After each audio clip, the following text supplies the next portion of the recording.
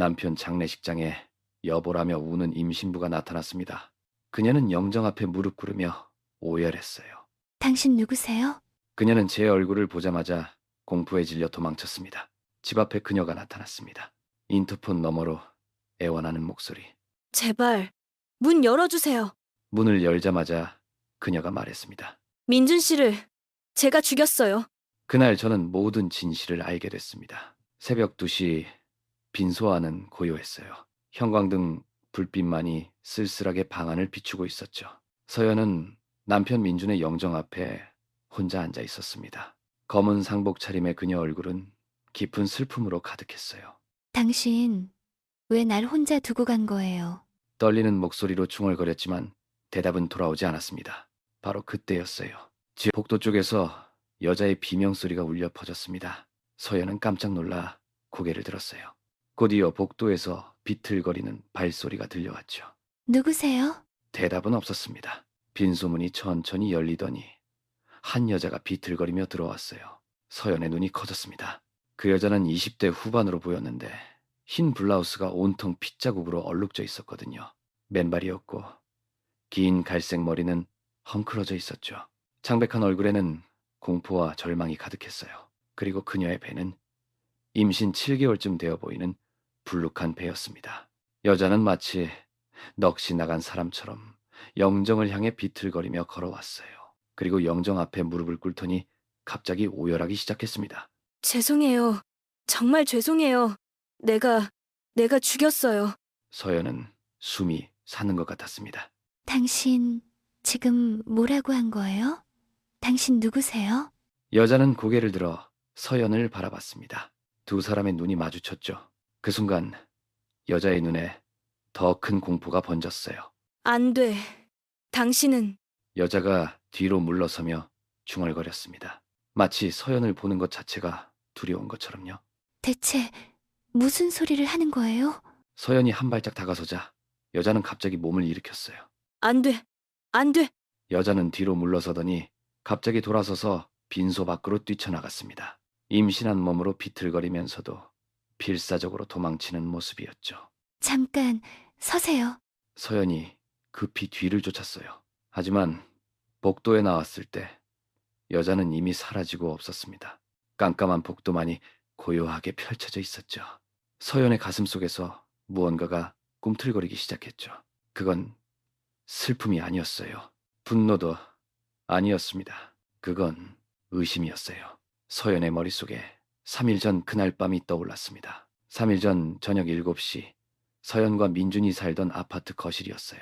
따뜻한 조명 아래 저녁 식사를 마친 두 사람은 소파에 앉아 TV를 보고 있었습니다. 그때 민준이 갑자기 자리에서 일어났어요. 나 잠깐 나갔다 올게. 민준은 옷장에서 코트를 꺼내 입기 시작했습니다. 서연이 고개를 돌려 남편을 바라봤어요. 어디가? 이 시간에? 민준의 손이 잠깐 멈칫했어요. 코트 단추를 채우던 손이 미세하게 떨렸습니다. 중요한 사람 만나러? 민준의 표정이 어두워졌어요. 평소와 다른 무게감이 느껴졌죠. 서연은 소파에서 일어나 남편에게 다가갔습니다. 중요한 사람? 누구? 민준은 잠시 망설이더니 억지로 웃음을 지었습니다. 회사 일이야. 부사장님이 급하게 보자고 하셔서. 하지만 그 대답은 어딘가 어색했어요. 민준의 눈은 서연을 제대로 바라보지 못하고 있었거든요. 그래. 조심해서 다녀와. 민준은 고개를 끄덕이고 현관으로 향했어요. 신발을 신고 문손잡이를 잡는 순간 민준은 잠깐 멈춰섰습니다. 그리고 천천히 고개를 돌려 서연을 바라봤죠. 서연아, 사랑해. 그 말을 남기고 민준은 문을 열고 나갔습니다. 서연은 닫히는 문을 바라보며 이상한 예감을 느꼈어요. 하지만 그때는 몰랐죠. 그게 남편과 나눈 마지막 대화가 될 줄은. 시간이 흘러 밤 11시 27분이 되었습니다. 서연은 거실 소파에서 졸고 있었어요. 민준을 기다리다 잠이 든 거였죠. 그때 전화벨이 요란하게 울렸습니다. 서연은 깜짝 놀라 눈을 떴어요. 테이블 위 휴대폰이 계속 울리고 있었죠. 낯선 번호였습니다. 여보세요? 박민준 씨 부인이십니까? 저는 강남경찰서 김영사입니다. 남편분께서 사고를 당하셨습니다. 지금 즉시 서울대병원 응급실로 오시기 바랍니다. 서연의 심장이 쿵 하고 내려앉았습니다. 손이 떨렸어요. 급히 외투를 걸치고 집을 뛰쳐나갔죠. 택시를 타고 병원으로 달려가는 내내 서연의 머릿속은 백지장처럼 하얘졌어요. 병원 응급실 앞에 도착했을 때는 밤 12시가 넘어 있었습니다. 박민준? 박민준 환자 어딨어요? 간호사가 놀란 얼굴로 어딘가를 가리켰어요. 서연은 그쪽으로 달려갔습니다. 복도 끝에 의사 한 명이 서 있었죠. 유가족분이십니까? 유감입니다만 이미 사망하신 상태로 발견되셨습니다. 서연의 귀에서 웅웅거리는 소리만 들렸어요. 거짓말. 거짓말이죠. 하지만 의사의 표정은 진지했어요. 다음 날 아침, 서연은 형사를 따라 사건 현장으로 갔어요. 강남의 한 골목길이었습니다. 좁고 어두운 골목, CCTV도 없는 곳이었죠. 바닥에는 하얀 분필로 테이프가 쳐져 있었고 그 중앙에 핏자국이 선명하게 남아 있었어요. 형사, 이곳에서 발견되셨습니다. 가슴에 날카로운 흉기로 찔린 상처가 있었고 무차별 범죄로 추정됩니다. 다만 이상한 점이 있어요. 지갑이나 휴대폰, 시계 같은 건 그대로 있었거든요. 그럼 왜 우리 남편을... 형사, 그걸 지금 조사 중입니다. 혹시 남편분 휴대폰 좀 볼 수 있을까요? 형사는 증거물 봉투에서 민준의 휴대폰을 꺼냈어요. 서연은 떨리는 손으로 휴대폰을 받아들었습니다. 비밀번호를 입력하고 위치 기록을 확인했죠. 서연의 눈이 커졌어요. 이건 여기가 아니잖아요? 휴대폰의 마지막 위치 기록은 이 골목이 아니었습니다. 전혀 다른 곳, 강북의 한 주택가였어요. 통화 기록도 이상했습니다. 사망 추정 시각 30분 전에 저장되지 않은 번호로 통화한 기록이 있었거든요. 이건 형사도 놀란 표정을 지었어요. 서연은 다시 빈소로 돌아왔어요. 손에는 여전히 그 목걸이가 쥐어져 있었죠. 서연은 목걸이를 주머니에 넣고 다시 바닥을 살폈어요. 핏자국 옆에 뭔가 반짝이는 게 또 보였습니다. 서연은 천천히 몸을 숙여 그걸 집어들었죠. 이건... 반지? 작은 은반지였어요. 서연은 빈소로 돌아가 촛불을 들어 반지를 비춰봤습니다. 섬세한 디자인의 은반지, 작은 다이아몬드가 박혀 있었죠. 서연의 심장이 빠르게 뛰기 시작했어요. 왼손을 들어 올렸습니다. 자신의 약지에도 똑같은 디자인의 반지가 끼워져 있었거든요. 어떻게... 두 개의 반지를 나란히 놓고 비교해봤어요. 크기만 약간 다를 뿐 디자인은 완전히 똑같았습니다. 같은 곳에서 맞춘 커플링이 분명했죠. 설마... 서연은 바닥에서 주운 반지를 촛불 가까이 가져갔습니다. 반지 안쪽을 자세히 들여다봤죠. 그곳에는 작은 글씨가 새겨져 있었어요. MJ 하트 SJ. 서연의 얼굴이 새하얗게 질렸습니다. 급히 자신의 반지를 빼서 확인했어요. 역시 안쪽에 각인이 있었죠. MJ 하트 SY. 민준과 서연. 그런데 저 반지는 민준과 SJ? SJ가 누구지? 서연은 서둘러 가방에서 민준의 휴대폰을 꺼냈어요. 형사가 조사 후 돌려준 거였습니다. 떨리는 손으로 화면을 켰죠. 연락처를 스크롤하기 시작했어요. 쭉 내려가다가 서연의 손가락이 멈췄습니다. 아옌, 저장된 이름은 그게 전부였어요. 성도, 이름도 없이 그냥 알파벳 두 글자만. 서연은 그 연락처를 눌렀습니다. 통화 기록이 나타났죠. 사망 당일 민주는 SJ와 3번이나 통화했습니다. 오후 6시 42분, 7시 15분, 그리고 마지막은 밤 10시 34분. 서연이 집에서 민준을 기다리며 졸고 있을 때였죠. 10시 34분. 서연은 문자함을 열었습니다. SJ와 주고받은 메시지들이 나타났어요.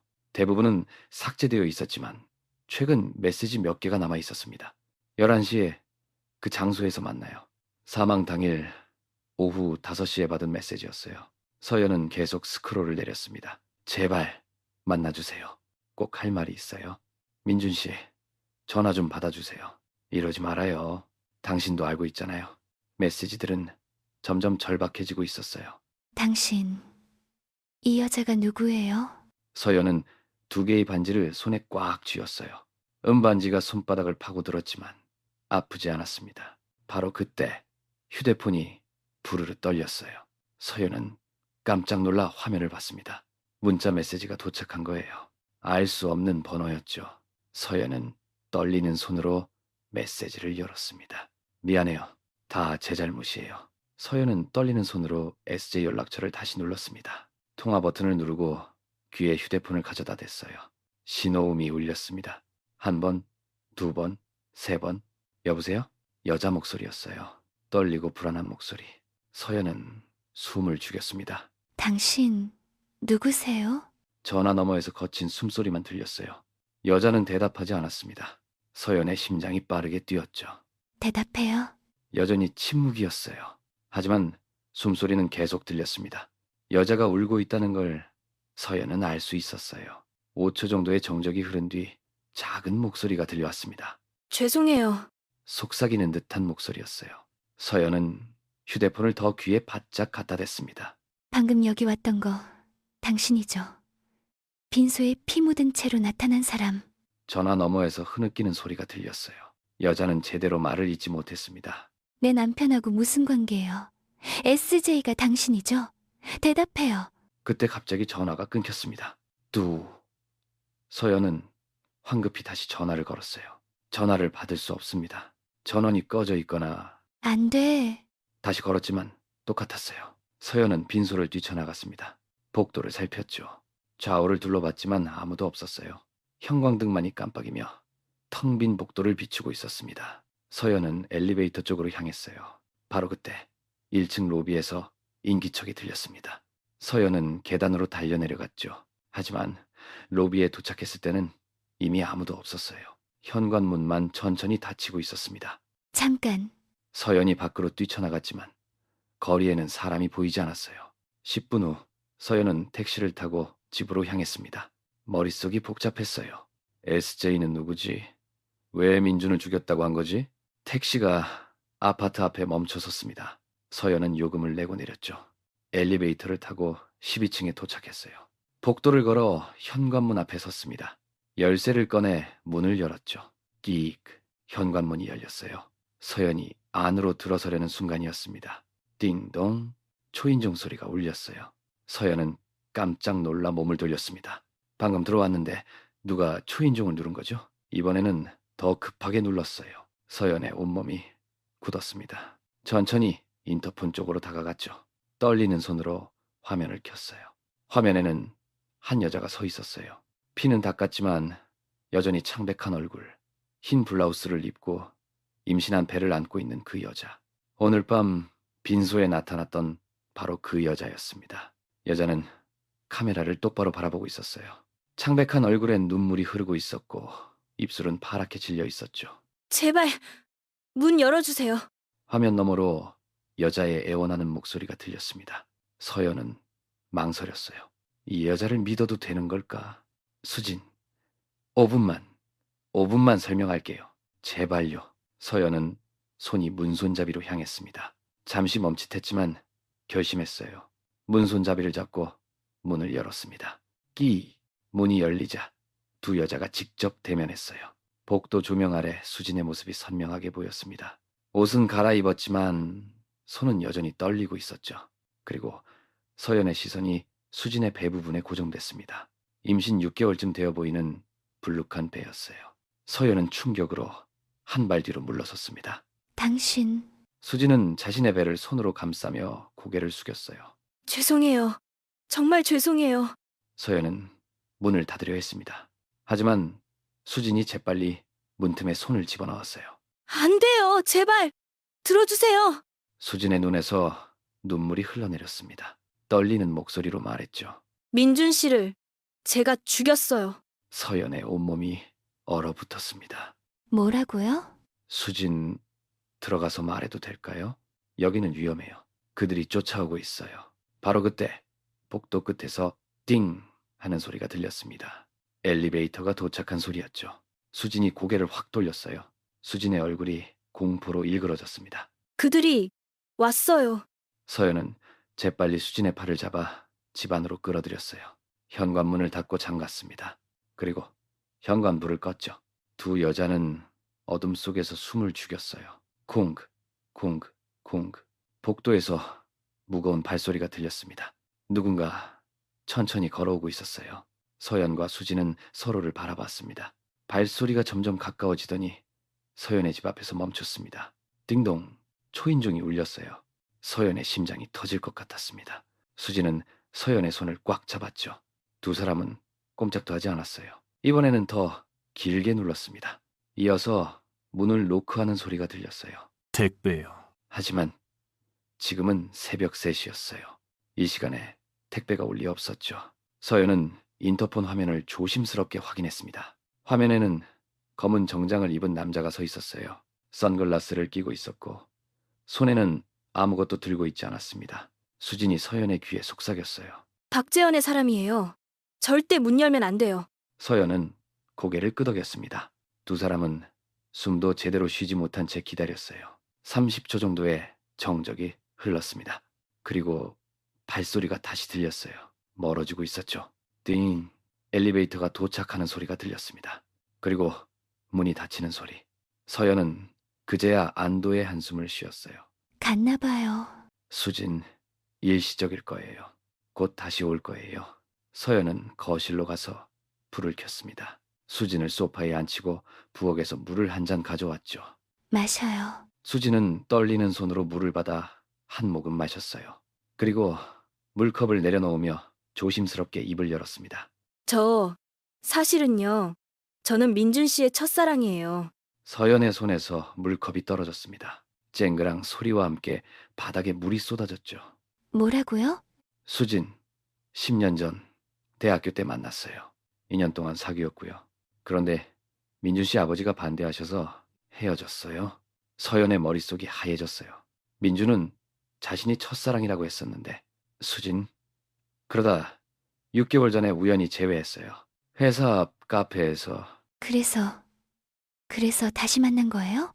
수진, 민준 씨가 먼저 연락 왔어요. 제 번호를 기억하고 계셨대요. 그리고 만나자고 하셨어요. 거짓말. 서연이 중얼거렸어요. 하지만 수진은 주머니에서 휴대폰을 꺼냈습니다. 그리고 사진 하나를 보여줬어요. 사진 속에는 남자와 여자가 손을 잡고 걷고 있는 뒷모습이 찍혀 있었습니다. 남자는 민준이었고 여자는 수진이었죠. 서연의 눈에 눈물이 그렁그렁 맺혔어요. 언제 찍은 거예요? 수진, 2달 전이요. 한강에서요. 민준 씨가 그날 말했어요. 수진이 잠시 망설이더니 천천히 입을 열었습니다. 아내와는 사랑 없는 결혼이라고. 의무감으로 사는 거라고. 그 순간 서연이 벌떡 일어나 수진의 멱살을 잡으려 했어요. 하지만 바로 그때 수진이 갑자기 배를 움켜쥐며 신음을 내뱉었습니다. 아파. 수진의 얼굴이 일그러졌어요. 식은땀이 이마에 맺혔죠. 괜찮아요? 병원 가야 하는 거 아니에요? 아니요. 괜찮아요. 잠깐만. 수진이 숨을 고르며 천천히 몸을 일으켰습니다. 바로 그 순간 거실 창문 밖에서 강한 불빛이 비쳐 들어왔어요. 차 헤드라이트였습니다. 수진이 창문을 보더니 얼굴이 새하얗게 질렸어요. 쫓아오고 있어요. 서연은 창문으로 달려가 커튼을 살짝 젖혔어요. 아래를 내려다보니 아파트 앞 주차장에 검은 벤츠 3대가 일렬로 주차되어 있었습니다. 새벽의 어둠 속에서도 그 차들은 유난히 눈에 띄었죠. 차 문이 열리기 시작했어요. 검은 정장을 입은 남자들이 한 명씩 내렸습니다. 총 6명이었죠. 새벽인데도 모두 선글라스를 끼고 있었어요. 남자들은 서로 신호를 주고받으며 아파트 입구로 움직였습니다. 저 사람들 누구예요? 수진이 창문 너머를 보더니 얼굴이 새하얗게 질렸어요. 회사 사람들이에요. 무슨 회사가 새벽에 이렇게... 수진, 민준 씨 회사요. 정확히는 박재원 부사장의 사람들이에요. 남자들 중 가장 덩치가 큰 리더로 보이는 남자가 휴대폰을 보며 다른 남자들에게 지시하고 있었어요. 그러자 2명이 떨어져 나가 아파트 후문 쪽으로 움직였습니다. 왜 우리를 쫓는 거예요? 수진, 민준 씨가 그들의 비리를 알아버렸어요. 횡령, 배임, 모든 걸 알아버린 거예요. 바로 그때 복도에서 여러 명의 발소리가 들렸습니다. 빠르게 다가오고 있었어요. 쿵쿵쿵. 뒷문으로 가요. 서연이 수진의 손을 잡고 주방 쪽으로 달렸어요. 그 순간 현관문에서 쾅쾅 두들기는 소리가 들렸습니다. 쾅쾅쾅. 이어서 전자키를 찍는 소리가 들렸어요. 삐비비빅, 어떻게 비밀번호를... 삐비빅. 문이 열리는 소리가 들렸습니다. 서연은 급히 수진을 끌고 베란다 비상문으로 향했어요. 문을 열고 비상계단으로 내려가기 시작했죠. 12층에서 아래로, 아래로. 거기서 뒤에서 남자의 고함 소리가 들렸어요. 추격이 시작된 겁니다. 쿵쿵쿵쿵. 무거운 발소리가 계단을 따라 내려오고 있었어요. 서연과 수진은 숨을 헐떡이며 필사적으로 계단을 내려갔습니다. 수진이 배를 움켜쥐며 비틀거렸어요. 조금만 더 힘내요. 서연이 수진의 팔을 잡아 끌었습니다. 드디어 1층에 도착했어요. 서연은 후문으로 나가려고 문을 열었습니다. 그런데 후문 앞에 이미 남자 2명이 서 있었어요. 팔짱을 낀 채 이쪽을 바라보고 있었습니다. 어딜 가시려고? 서연은 급히 문을 닫았어요. 주차장으로. 수진이 방향을 틀어 지하 주차장으로 향하는 계단을 가리켰습니다. 2 사람은 그쪽으로 달렸어요. 지하 주차장은 어두웠어요. 형광등 몇 개만 깜빡이고 있었고 차들 사이로 그림자가 길게 드리워져 있었습니다.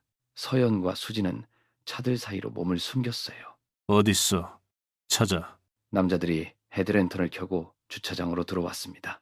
빛이 여기저기를 비추며 움직였어요. 서연과 수진은 차 밑으로 기어들어갔습니다. 숨소리를 죽이고 가만히 있었죠. 탁탁탁 구두 소리가 점점 가까워졌어요. 남자 한 명이 바로 옆 차를 지나가고 있었습니다. 바로 그때였습니다. 윙, 수진의 휴대폰이 진동했어요. 작은 소리였지만 고요한 주차장에서는 크게 들렸습니다. 남자가 멈춰 섰어요. 고개를 천천히 돌려 차 밑을 확인하려고 했죠. 서연의 손이 바닥에 있던 작은 돌을 집어들었어요. 그리고 있는 힘껏 반대편으로 던졌습니다. 쨍그랑 돌이 반대편 차에 부딪히며 차 경보음이 울렸어요. 빵빵빵. 저쪽이다. 남자들이 모두 그쪽으로 달려갔습니다. 서연과 수진은 재빨리 차 밑에서 나와 반대편 출구로 향했어요. 주차장 출구를 빠져나가 골목으로 나왔습니다. 이쪽으로. 2 사람은 어둠 속을 필사적으로 달렸어요. 하지만 수진은 배 때문에 점점 뒤처졌습니다. 저 먼저 가요? 말도 안 돼요. 서연이 수진의 팔을 붙잡고 끌어당겼습니다. 뒤에서 고함 소리가 들렸어요. 저기다. 남자들이 다시 쫓아오고 있었어요. 서연과 수진은 골목 모퉁이를 돌았습니다. 바로 그 순간 서연은 뒤를 돌아봤어요. 남자 한 명이 허리춤에서 뭔가를 꺼내고 있었습니다. 가로등 불빛에 그것이 반짝였죠. 권총이었어요. 서연이 수진을 더 세게 끌어당겼습니다.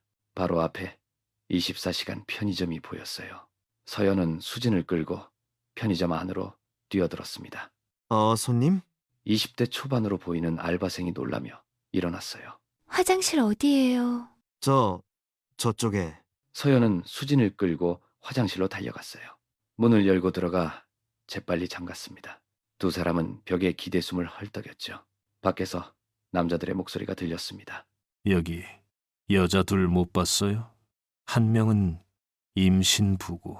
아니요, 아무도 못 봤는데요. 남자들이 편의점 안을 둘러보는 소리가 들렸어요. 서연은 수진의 입을 막고 숨을 죽였습니다. 시간이 멈춘 것 같았죠. 잠시 후 남자들의 발소리가 멀어졌어요. 서연과 수진은 화장실에서 10분간 꼼짝도 하지 않았습니다. 밖이 조용해지자 서연이 조심스럽게 입을 열었어요. 대체 뭐예요? 왜 우리를 죽이려고 해요? 수진은 떨리는 손으로 가방을 뒤졌습니다. 그리고 작은 열쇠 하나를 꺼냈어요. 이게 민준 씨가 제게 맡긴 거예요. 이건 뭐죠? 수진, 은행 금고 열쇠요. 민준 씨가 만약에 대비해서 증거를 보관해뒀대요. 무슨 은행? 신한은행 종로 지점이요. 서연은 급히 휴대폰을 꺼냈어요. 친구 은주에게 전화를 걸었습니다. 은주야, 나 좀 재워줄래? 급해. 새벽 5시 서연과 수진은 은주의 집에 도착했습니다. 은주가 잠옷 차림으로 문을 열었어요. 무슨 일이야? 그리고 이분은 나중에 설명할게. 일단 들어가자. 서연은 수진을 소파에 앉히고 물과 담요를 챙겨줬습니다. 은주는 상황을 묻고 싶었지만 서연의 표정을 보고는 참았어요. 내 방에서 쉬어. 무슨 일인지는 나중에 들을게. 은주가 방으로 들어가자 서연은 수진 앞에 앉았습니다. 서연, 이제 다 말해줘요. 처음부터 끝까지. 수진은 담요를 꽉 쥐며 천천히 입을 열었어요. 수진, 민준 씨는 회사 부사장 횡령 증거를 모았어요. 6개월 전부터요. 규모가 300억이래요. 300억? 네. 회사 돈을 빼돌려서 해외 계좌로 빼돌리고 있었대요. 왜 경찰에 안 가고? 수진, 부사장이 전 경찰청 간부 동생이래요. 경찰에 가봤자 소용없다고. 민준 씨는 언론사에 제보하려고 준비했어요. 근데 회사에서 눈치챈 거예요. 서연의 가슴이 무거워졌습니다. 수진, 그리고 그날 밤 민준 씨가 저를 만나러 왔어요. 증거를 제게 맡기려고. 수진의 목소리가 떨렸어요. 수진, 근데 그들이 뒤를 밟았어요. 민준 씨는 저를 먼저 도망가게 하고 혼자 남았어요. 그리고 수진은 더 이상 말을 잇지 못했습니다. 시간이 흘러 오전 9시가 되었습니다. 은행 문이 열릴 시간이었죠. 서연과 수진은 신한은행 종로 지점에 도착했어요. 금고를 열어야 하는데요. 금고 열쇠와 신분증 보여주시겠어요? 수진이 열쇠를 내밀었습니다. 직원이 확인하고는 고개를 끄덕이며 금고실로 안내했어요. 번호 입력해주세요. 수진은 떨리는 손으로 숫자를 눌렀습니다. 민준과 수진이 처음 만난 날이었죠. 삐비, 금고가 열렸어요. 안에는 서류 봉투와 작은 녹음기가 들어있었습니다. 서연은 서류를 꺼내 확인했어요. 횡령 증거, 회계장부, 계좌이체 내역이 빼곡하게 적혀 있었죠. 수진이 녹음기를 집어들었습니다. 재생 버튼을 눌렀어요. 지직, 지직, 잡음이 들리더니 남자의 목소리가 흘러나왔습니다. 민준이를 처리해. 깨끗하게. 서연과 수진은 녹음 파일을 듣고 충격에 얼어붙었습니다. 녹음이 계속됐어요. 증거를 다 확보했는지 확인하고 죽여. 흔적 남기지 말고. 알겠습니다, 부사장님. 부사장? 수진이 고개를 끄덕였습니다. 서연은 서류를 더 확인했어요. 부사장 박재헌 명의 비자금 계좌 내역이 나왔습니다. 300억 원이 유령회사 3곳으로 분산되어 있었죠. 서류 사이에서 민준이 직접 손으로 쓴 메모가 보였어요. 2002 14.10 15 확정, 증거 확보. 우리 남편이 언제부터 이걸? 수진, 저는 민준 씨 팀 회계 담당이었어요. 4월에 이상한 전표를 발견했고 민준 씨께 보고했어요. 민준 씨가 조사 시작했고 저도 도왔어요. 그럼 첫사랑이라는 건 수진이 고개를 숙였습니다. 수진, 거짓말이에요. 저희 그냥 직장 동료였어요. 서연이 수진의 멱살을 잡으려다 멈췄어요. 그럼 왜 그런 거짓말을? 수진, 회사에서 우릴 의심하기 시작했어요. 5월부터요. 민준 씨가 이상한 질문 많이 한다고 민준 씨가 제안했어요. 저를 보호하려고. 보호? 수진, 우리가 연인인 척 하자고요. 그럼 자주 만나도 수상하지 않다고 회사 사람들이 그냥 불륜으로 생각하게요. 서연은 무릎을 꿇으며 물었어요. 그럼 사진들은? 반지도? 수진, 다 위장이었어요. 민준 씨는 끝까지 당신만 사랑했어요. 집에 갈 때마다 당신 얘기만 했어요. 서연이 흐느끼기 시작했습니다. 그럼 왜 나한텐 말 안 했어요? 수진, 당신을 위험에 빠뜨리고 싶지 않았대요. 내가 다 정리하고 나서 말하겠다고 했어요. 서연이는 아무것도 모르는 게 안전하다고. 서연은 눈물을 닦으며 천천히 물었습니다. 그럼 뱃속의 아이는? 수진이 배를 쓰다듬으며 침묵했어요. 5초의 정적이 흘렀습니다. 그리고 떨리는 목소리로 말했죠. 민준 씨 아이예요. 서연은 다시 충격을 받았습니다. 뭐라고요? 수진, 근데 민준 씨는 몰랐어요? 저만 일방적으로 사랑했어요. 서연이 수진의 멱살을 잡았습니다. 무슨 소리예요? 죄송해요. 저도 어쩔 수 없었어요. 어쩔 수 없다고? 남의 남편을. 수진, 6월이었어요. 민준 씨랑 가짜 데이트 하던 날, 카페였어요. 민준과 수진이 마주 앉아 있었습니다. 오늘은 어디 다녀올까? 회사 사람들이 볼만한 곳으로. 수진, 한강이요. 사진 찍기 좋잖아요. 좋아. 아내한테 미안하지만 조금만 더 참아줘. 한강 산책로였어요.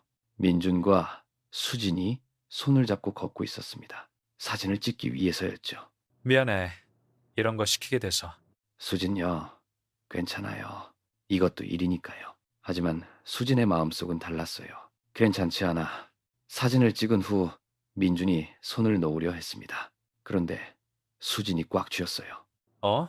수진은 얼른 손을 놓으며 말했습니다. 아, 미안해요. 다시 현재로 돌아왔습니다. 수진, 그때부터 제 마음이 이상해졌어요. 민준 씨는 매일 아내 얘기만 했어요. 무슨 얘기를... 수진, 아내가 아이 못 낳는 게 미안해 한대요. 그래서 내가 더 잘해줘야 한대요. 서연의 눈에서 눈물이 뚝뚝 떨어졌습니다. 남편이 그런 말을... 수진, 7월 어느 날 저희 따로 불려갔어요. 부사장한테 부사장이 알고 있었어요. 우리가 증거 모은 거 조용히 사라지면 살려주겠다고 협박했어요. 그래서... 민준 씨가 거절했어요. 증거는 이미 안전한 곳에 있다고. 그날 저녁 민준 씨가 급하게 저한테 전화했어요. 밤 11시였어요. 수진의 휴대폰이 울렸습니다. 민준 목소리. 수진 씨, 지금 위험해요. 집에 있어요? 무슨 일이에요? 민준, 누가 저를 미행해요. 은행 금고 열쇠 가지고 있죠? 절대 잃어버리지 마세요. 선배님도 조심하세요. 당신도요. 아, 그리고 수진 씨. 민준이 잠시 망설이더니 말했습니다. 민준, 고마워요. 제 아내 지켜주셔서 다시 현재로 돌아왔습니다. 수진의 눈에서 눈물이 흘렀어요. 수진, 그게 마지막 대화였어요. 다음날 뉴스에서 봤어요. 민준 씨가 돌아가셨다고. 그럼 당신은 왜 장례식장에 피투성이로 온 거예요? 수진, 제 집에 그 사람들이 왔어요. 어젯밤에 열쇠 내놓으라고 저를 잡으려고 했어요. 수진이 소매를 걷어 올렸습니다. 팔에는 시퍼런 멍자국이 있었고 손목에는 찰과상이 나 있었어요. 도망치다가 유리창 깨고 나왔어요. 서연은 수진의 손목을 보며 표정이 굳었습니다. 바로 그 순간이었어요. 똑똑 은주집 현관문에서 노크 소리가 들렸습니다. 서연과 수진이 얼어붙었어요. 택배입니다. 하지만 은주는 택배를 주문하지 않았어요. 수진이 서연의 손목을 꽉 잡으며 작게 속삭였습니다. 또 왔어요. 서연과 수진은 재빨리 화장실로 조용히 이동했습니다. 문을 잠갔죠. 현관문 노크 소리가 계속 들렸어요. 택배요. 문 좀 열어주세요. 은주가 잠에서 깼습니다. 누구세요? 은주가 인터폰으로 확인했어요. 화면에는 택배기사 복장을 한 남자가 서 있었습니다. 하지만 얼굴은 모자로 가려져 있었죠. 주문한 거 없는데요. 이름 확인 좀. 서연이 화장실에서 은주에게 문자를 보냈습니다. 문 절대 열지 마. 은주가 문자를 확인하고는 긴장한 표정을 지었어요. 그냥 문 앞에 놔주세요. 10초 정도 정적이 흘렀습니다. 네. 발소리가 멀어지는 소리가 들렸어요. 하지만 엘리베이터 소리는 들리지 않았습니다. 복도에 대기하고 있는 거였죠. 서연이 은주에게 다시 문자를 보냈습니다. 뒷문 있어? 은주가 답장했어요. 비상계단. 서연과 수진이 화장실에서 나왔습니다. 은주가 다가왔어요. 대체 무슨 일이야? 미안해. 나중에 설명할게. 세 사람은 화장실 창문으로 향했어요. 창문을 열고 비상계단 난간으로 이동했습니다. 수진이 배 때문에 힘들어했어요. 조심해요. 비상계단을 내려가는 중이었습니다. 그런데 위층에서 발소리가 들렸어요. 비상계단 확인해. 빨리요. 1층에 도착해서 뒷골목으로 나왔습니다. 은주가 물었어요. 너희 어디로 갈 건데? 경찰서. 은주가 주머니에서 차키를 꺼내 건넸습니다. 내 차 써. 지하주차장 B동 32번. 고마워. 서연이 은주를 포옹했어요. 조심해. 서연과 수진은 지하 주차장으로 향했습니다. B동 32번 흰색 아반떼를 찾았어요.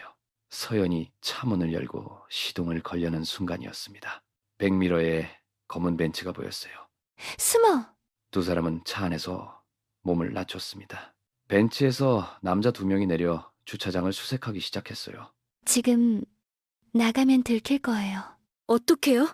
바로 그때 수진이 갑자기 배를 움켜쥐며 신음을 냈습니다.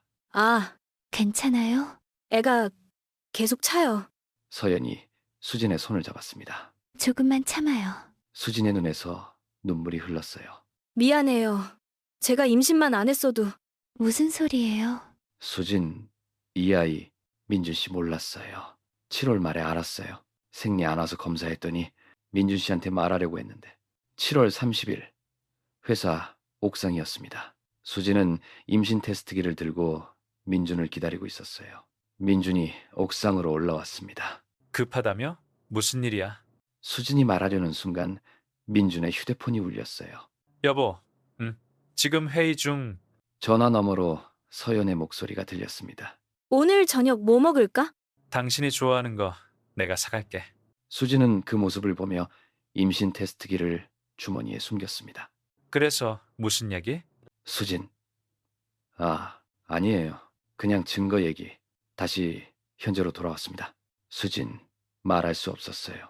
민준 씨가 얼마나 당신을 사랑하는지 봤으니까 서연의 눈에서 눈물이 흘렀어요. 그럼 당신 혼자 수진, 네, 그냥 제 잘못이라고 생각했어요. 위장 연인하다가 진짜로 사랑한 게 제 잘못이니까. 서연이 수진의 손을 꽉 잡았습니다. 잘못 없어요. 수진이 놀라서 서연을 쳐다봤어요. 당신도 피해자예요. 바로 그 순간 밖에서 고함 소리가 들렸습니다. 여기 차 있어. 서연은 재빨리 시동을 걸고 엑셀을 밟았습니다. 차가 급발진했어요. 뒤에서 검은 벤츠가 쫓아오기 시작했습니다. 서연은 차를 몰고 지하 주차장 램프를 급가속으로 올라갔습니다. 뒤에서 검은 벤츠가 바로 따라붙었어요. 차 간 거리는 겨우 2미터였죠. 지상 도로에 진입했습니다. 새벽이라 통행 차량이 거의 없었어요. 빨리 경찰서로! 지금 가고 있어요. 서연은 신호를 무시하고 교차로를 통과했습니다. 벤츠도 따라왔어요. 서연이 백미러를 봤습니다. 벤츠 조수석 남자가 창문을 내리고 있었어요. 저 사람 뭐 하는 거예요? 남자의 손에 권총이 보였습니다. 총이에요. 서연은 급하게 핸들을 꺾어 좌회전했어요. 타이어에서 끼익 소리가 났습니다. 총알이 뒷유리를 스쳤어요. 유리에 금이 가는 소리가 들렸죠. 서연은 골목길로 진입했습니다. 좁은 길을 지그재그로 주행했어요. 벤츠를 잠시 따돌렸습니다. 경찰서가 어디죠? 수진이 핸드폰으로 112에 전화를 걸었어요. 도와주세요. 누가 우릴... 갑자기 앞에서 다른 벤츠가 나타났습니다. 길을 막았어요. 안 돼. 서연이 급브레이크를 밟았습니다. 끼익! 차가 멈췄어요. 앞뒤로 벤츠에 포위당했습니다. 남자들이 차에서 내려 서연의 차를 포위했어요. 리더 남자가 창문을 두드렸습니다. 열어. 서연과 수진은 차문을 잠갔습니다. 남자가 유리창을 깨려는 순간이었어요. 삐용삐용 멀리서 사이렌 소리가 들렸습니다. 경찰차 2대가 골목 입구에서 다가오고 있었어요. 철수! 남자들이 당황했습니다. 벤츠들이 급히 후진해서 도망갔어요. 경찰차가 도착했습니다. 경찰관이 내려왔어요. 괜찮으세요? 서연이 차에서 내려 주저앉았습니다. 경찰관이 부축했죠. 수진도 내렸는데 다리에 힘이 풀려 쓰러질 뻔했어요. 다른 경찰관이 잡아줬습니다. 무슨 일이세요? 살인 사건이요. 서연이 가방에서 서류 봉투를 꺼냈어요. 이게 증거예요. 1시간 후 경찰서 조사실이었습니다. 서연과 수진이 형사 앞에 앉아 진술하고 있었어요. 형사가 녹음 파일을 듣고 표정이 굳었습니다.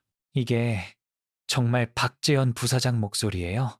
남편이 목숨 걸고 모은 증거예요. 형사가 서류를 검토했어요.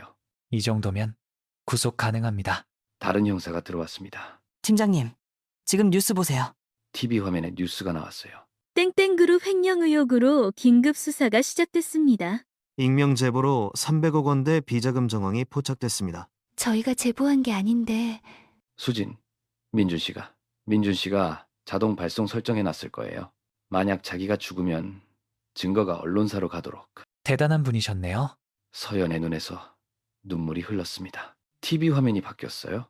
박재현 부사장이 긴급 체포되는 영상이 나왔습니다. 혐의 부인합니다. 부사장은 기자들에게 둘러싸여 있었어요. 서연과 수진이 서로 얼굴을 쳐다봤습니다. 안도의 한숨이 나왔죠. 두 분 증인 보호 들어갑니다. 수진이 배를 쓰다듬었어요. 이제 안전한 건가요? 서연이 수진의 손을 잡았습니다. 우리 남편이 지켜준 거예요. 경찰서 보호실이었습니다. 서연과 수진이 간이 침대에 누워 있었어요. 창밖으로 해가 떠오르는 모습이 보였습니다. 새벽 6시였죠. 수진은 잠들어 있었고 서연은 천장을 보며 생각에 잠겨 있었어요. 서연은 휴대폰을 꺼내 민준의 사진을 봤습니다. 배경화면에 있는 남편의 미소가 눈에 들어왔죠. 여보, 고생 많았어요. 작게 속삭였습니다. 바로 그때 수진이 잠꼬대를 했어요. 민준 씨, 미안해요. 서연은 수진을 쳐다봤습니다. 복잡한 표정이었죠. 오전 10시 경찰 브리핑룸이었습니다. 기자들이 몰려 있었어요. 카메라 플래시가 터졌죠. 경찰청장 박재현 부사장을 긴급 체포했습니다. 횡령 300억 살인 교사 혐의입니다. 피해자는 누굽니까? 경찰 고 박민준 씨입니다. 회사 내부 고발자였습니다. 증거는 어떻게 확보했나요? 고인이 생전에 수집한 자료와 녹음 파일입니다. 보호실 TV로 중계를 보고 있던 서연과 수진이었습니다. 고인의 부인도 위험했다는데요? 네. 현재 증인 보호 중입니다. 이제 끝난 거죠. 재판이 남았어요. 형사가 들어왔습니다. 형사, 두 분 검찰 조사 일정 잡혔습니다. 내일 오전 10시 중앙지검입니다. 수진 씨는 임신 중인데 괜찮을까요? 형사, 의자 준비하겠습니다. 휴식 시간도 자주 드리고요. 수진? 괜찮아요. 꼭 증언하고 싶어요. 다음날 오전 중앙지검 앞이었습니다. 차에서 내리는 서연과 수진을 향해 기자들이 몰려들었어요. 부인 심경이 어떠세요? 남편 유언 있었나요? 서연은 마이크를 피하며 수진의 손을 잡고 청사로 들어갔습니다. 복도에서 호송 중인 박재헌 부사장과 마주쳤어요. 박재헌이 서연을 봤습니다. 미안하오. 서연은 차갑게 말했어요. 당신은 사람도 아니에요. 박재헌이 고개를 숙였습니다. 경찰에게 끌려갔죠. 조사실에 들어갔습니다. 검사 2명이 대기 중이었어요. 증거물 확인하겠습니다. 서연이 서류와 녹음기를 제출했습니다. 검사가 녹음을 재생했어요. 박재현의 목소리가 명확하게 들렸습니다. 이 정도면 1심 유죄 확실합니다. 선고까지 얼마나 걸려요? 빠르면 2개월, 늦어도 3개월입니다. 수진이 패를 쓰다듬었어요. 출산 전에 끝났으면 서연이 수진을 봤습니다. 아이, 언제 태어나요? 3개월 후요? 서연은 침묵했습니다. 복잡한 표정이었죠. 조사가 종료된 후 지검 로비였습니다. 이제 어떻게 하세요? 집에 가야죠. 저는 어디 갈 데 있어요? 수진이 고개를 저었습니다. 서연은 잠시 고민하더니 말했어요. 일단 우리 집 가요. 네? 하지만 서연, 혼자 둘 순 없잖아요. 임신 중인데. 2개월 후 법원 1심 선고 공판이 열렸습니다. 방청석에 서연과 수진이 나란히 앉아 있었어요. 수진의 배가 더 불러 있었습니다. 임신 8개월이었죠. 피고인 박재현이 입장했어요. 수갑을 찬 모습이었습니다. 판사가 입장하자 모두 기립했죠. 피고인 박재현에 대한 선고를 시작합니다. 검사가 일어났습니다. 검사, 피고인은 300억 횡령 및 살인교사 범행을 저질렀습니다. 증거인멸을 위해 내부 고발자 박민준 씨 살해를 지시했고 추가로 증인 강수진 씨도 살해를 시도했습니다. 변호사가 말했어요. 피고인은 깊이 반성하고 있습니다. 피고인 최후 진술하시겠습니까? 박재현이 일어나 방청석을 향해 고개를 숙였습니다. 유가족분들께 진심으로 사죄드립니다. 서연은 차갑게 쳐다봤어요. 박재현, 제 욕심이 한 사람의 목숨을 앗아갔습니다. 변명의 여지가 없습니다. 판사가 서류를 정리한 후 입을 열었습니다. 선고하겠습니다. 방청석이 긴장했어요. 수진이 서연의 손을 꽉 잡았습니다. 판사, 피고인 박재헌에게 무기징역을 선고합니다.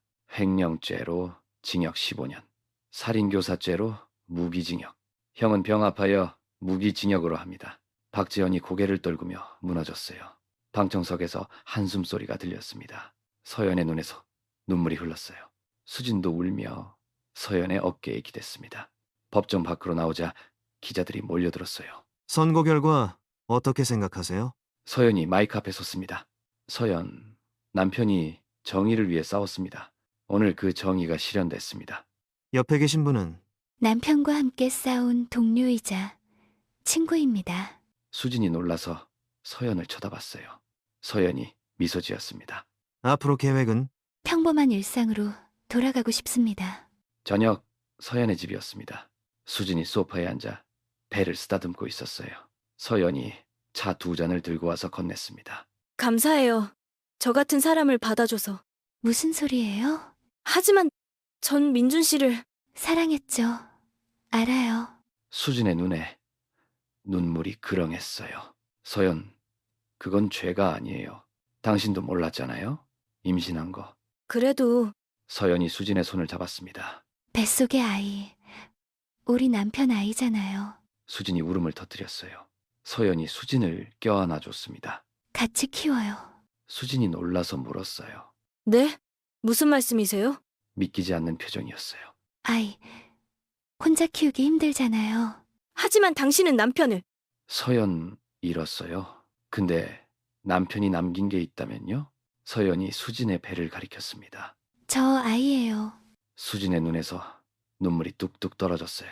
미안해요. 서연, 미안하긴요. 고마운걸요. 제가 왜 고마워요? 서연, 남편의 아이를 지켜줬잖아요. 그 위험한 상황에서도. 저는 그냥 서연, 엄마였어요. 이미 2 여자가 포옹하며 오열했습니다. 1개월 후였습니다. 산부인과 복도에 서연이 의자에 앉아 대기하고 있었어요. 손에는 아기 옷 쇼핑백을 들고 있었죠. 분만실 문이 열리며 간호사가 나왔습니다. 보호자분 계세요? 서연이 벌떡 일어났어요. 간호사, 축하드려요.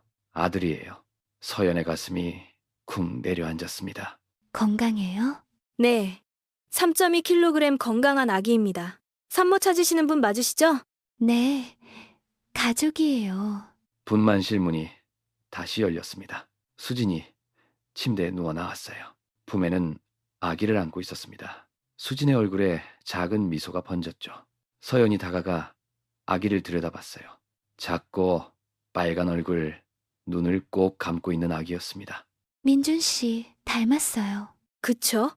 수진도 눈물을 흘리며 웃었어요. 안아보시겠어요? 서연이 조심스럽게 아기를 받아 안았습니다. 아기가 작은 손으로 서연의 손가락을 움켜쥐었어요. 안녕. 처음 만나네. 서연이 울먹였습니다.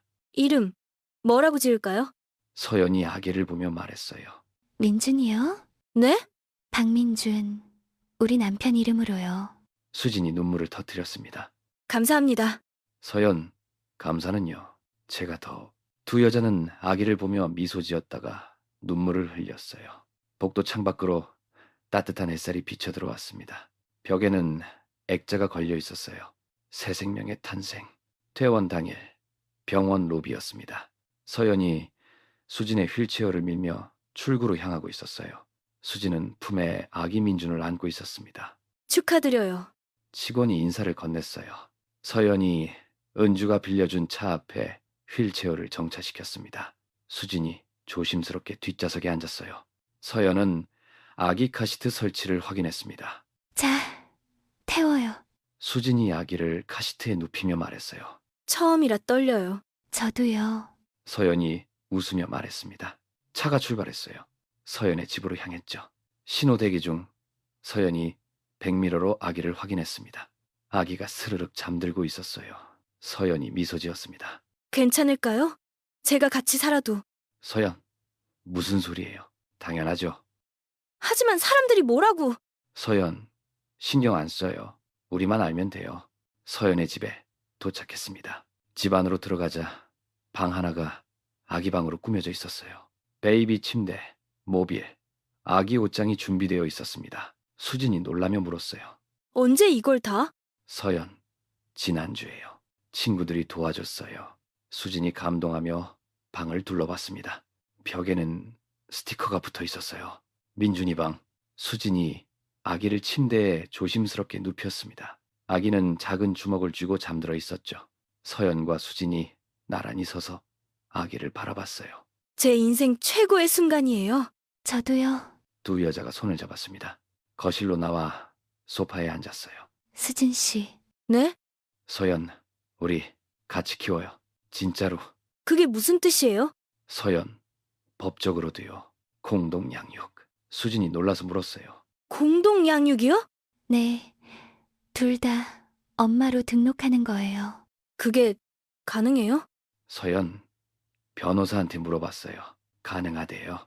특수가족 형태로 등록하면 하지만 전 당신 남편을 서연 사랑했죠. 알아요. 계속 말하네요. 수진이 고개를 숙였어요. 서연이 수진의 손을 잡았습니다. 서연, 그게 중요한 게 아니에요. 중요한 건 저 아이예요. 감사해요. 서연, 감사는 제가 할 말이에요. 당신이 없었으면 남편 억울함도 못 풀었을 거예요. 그건 민준 씨도 원할 거예요. 아기 방에서 아기 울음소리가 들렸어요. 응애, 두 여자가 동시에 일어나 아기 방으로 갔습니다. 수진이 아기를 안아 올렸어요. 배고픈가 보다. 서연은 주방으로 가서 분유를 준비했습니다. 수진은 소파에 앉아 수유 준비를 했죠. 서연이 따뜻한 분유를 가져와 건넸어요. 수진이 젖병으로 아기를 먹였습니다. 아기가 열심히 빨며 먹었어요. 두 여자가 미소 지었습니다. 잘 먹네요. 민준 씨 식성 닮았나 봐요. 그러게요. 아기가 다 먹고 트림을 했어요. 그 이후 수진이 아기를 토닥이며 재웠습니다. 서연은 옆에서 아기 머리를 쓰다듬었어요. 아기가 두 여자의 얼굴을 번갈아 보다가 미소를 지었습니다. 어머, 웃었어요. 진짜네. 아기가 다시 눈을 감으며 잠들었어요. 수진이 아기를 침대에 눕혔습니다. 두 여자가 거실로 나왔죠. 내일 구청 가요. 네? 출생신고하러요. 이름은 정말 민준이로? 서연이 고개를 끄덕였어요. 박민준. 수진의 눈에서 눈물이 흘렀습니다. 평생 잊지 못할 거예요. 저도요. 다음 날 구청 민원실이었습니다. 서연과 수진이 창구 앞에 앉았어요. 출생신고서 작성하셨나요? 서연이 서류를 건넸습니다. 직원이 서류를 확인했어요. 아기 이름이 박민준. 어머니는 직원이 서류를 보며 말했습니다. 두 분이시네요? 네. 공동양육 신청합니다. 서류 확인하겠습니다. 직원이 서류를 검토했어요. 5분 후 직원이 말했습니다. 접수 완료됐습니다. 서연과 수진이 서로 보며 미소 지었습니다. 1년 후였습니다. 서연의 집 거실에 따뜻한 오후 햇살이 비쳐 들어왔어요. 바닥에는 놀이매트가 깔려 있었고 장난감이 여기저기 흩어져 있었습니다. 아기 민준이 13개월이 되었어요. 배밀이로 기어다니고 있었죠. 서연은 주방에서 저녁을 준비하고 있었고 수진은 거실에서 민준이를 놀아주고 있었습니다. 민준아, 이리 와. 민준이가 웃으며 수진에게 기어갔어요. 수진이 민준이를 안아 올렸습니다. 우리 아들. 민준이가 소리를 냈어요. 마마. 수진이 깜짝 놀랐습니다. 어머, 방금 뭐라고 했어? 민준이가 다시 말했어요. 마마. 웃으며 말했죠. 수진이 서연 쪽을 돌아봤습니다. 들었어요? 서연이 주방에서 나왔어요. 뭐라고 했어요? 엄마라고 했어요. 서연이 달려와 민준이를 쳐다봤습니다. 민준아, 한 번 더? 민준이가 서연을 보고 말했어요. 우리 민준이 말했네. 누구한테 말한 거예요? 장난스럽게 물었죠. 민준이가 두 여자를 번갈아 보며 말했습니다. 둘 다래요. 똑똑한데? 띵동, 초인종 소리가 울렸습니다. 서연이 인터폰을 확인했어요. 은주와 친구들이었습니다. 어서 와. 문을 열어줬어요. 은주가 들어오며 물었습니다. 민준이 어디 있어? 거실로 가서 민준이를 안아 올렸어요. 우리 조카? 친구들이 선물을 건네며 말했습니다. 생일 축하해. 생일은 다음 주인데. 미리 주는 거야. 우리 스케줄 바빠서. 거실에 모여 앉아 수다를 떨었어요. 너희들 진짜 잘 지내네? 서연이 수진을 보며 미소 지었습니다. 당연하죠. 민준이 아빠 많이 닮았다. 수진의 표정이 잠시 어두워졌어요. 서연이 수진의 손을 잡아줬습니다. 그쵸. 저도 그렇게 생각해요. 민준이가 소파에서 기어내려와 벽 쪽으로 갔어요. 벽에 걸린 사진 앞에 섰습니다. 남편 민준의 사진이었죠. 민준이가 사진을 가리키며 말했어요. 빠빠? 서연과 수진이 놀라서 사진 쪽을 봤습니다. 서연이 민준이에게 다가가 안아 올렸어요. 맞아. 저분이 아빠야. 민준이가 사진을 보며 웃었습니다. 수진도 다가와 사진을 봤어요. 보고 싶어요. 저도요. 민준이가 두 여자의 볼을 만지며 말했습니다. 마마! 서연이 눈물을 닦으며 웃었어요. 그래. 엄마 울면 안 되지. 엄마들이 약하네. 민준이가 두 여자를 번갈아 보며 웃었습니다. 거실로 돌아와 친구들과 저녁 시간을 보냈어요. 테이블에 음식이 가득했습니다. 다 함께 잔을 들었죠. 건배. 민준이가 아기 의자에 앉아 손뼉을 쳤어요. 짝짝. 모두가 웃으며 즐거운 저녁을 보냈습니다. 밤이 되어 친구들이 돌아갔습니다. 서연과 수진이 설거지를 하며 대화를 나눴어요. 수진, 행복해요. 이렇게 사는 게. 저도요. 가끔 이게 꿈인가 싶어요. 서연, 꿈 아니에요. 우리가 만든 현실이에요. 아기 방에서 민준이가 자는 소리가 들렸습니다. 두 여자가 아기 방 문을 살짝 열고 확인했어요. 민준이가 침대에서 새우잠을 자고 있었죠. 서연이 이불을 덮어주며 말했습니다. 잘 자. 수진도 민준이 이마에 뽀뽀했어요. 우리 아들 잘 자. 두 여자가 거실 소파에 앉아 TV를 봤습니다. 뉴스가 나왔어요. 박재헌 전 부사장 복역 중. 서연이 채널을 돌렸습니다. 괜찮아요. 이제 신경 안 써요. 우리 잘 사는 게 복수니까. 맞아요. 소파에 나란히 앉아 영화를 시청했어요. 수진이 서연의 어깨에 기댔습니다. 고마워요. 매번 고맙다는 말만. 그래도 정말 고마워요. 서연이 수진의 손을 잡았습니다. 저도요. 화면이 천천히 어두워졌습니다. 벽에 걸린 세 사람의 사진이 보였어요. 서연, 수진, 아기 민준, 그 옆에는 남편 민준의 사진이 따뜻하게 미소 짓고 있었습니다. 사랑은